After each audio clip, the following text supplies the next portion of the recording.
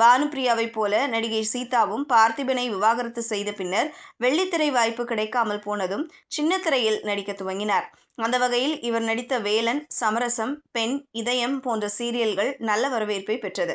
தற்போது திரைப்படங்களில் அம்மா கதாபாத்திரத்தில் நடித்து வரும் இவர் வெப் சீரிஸ்களிலும் நடிக்க ஆர்வம் காட்டி வருகிறார். நடிகை சுவலட்சுமி வெள்ளித்திரையில் வாய்ப்புகள் குறைந்த பின்னர் ஆன்மீக தொடராக எடுக்கப்பட்ட சூலம் சீரியலில் நடித்தார்.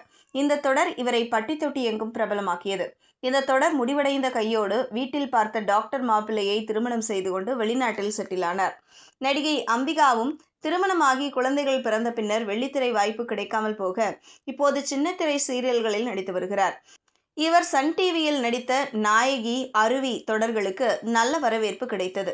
தற்போது மல்லி தொடரில் ஹீரோவின் அக்கா கதாபாத்திரத்தில் நடித்து வருகிறார்.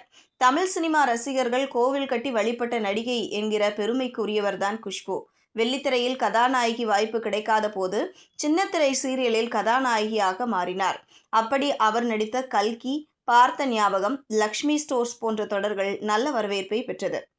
இதுபோன்ற செய்திகளை தெரிந்து கொள்ள செய்தி புனலுடன் இணைந்திருங்கள்.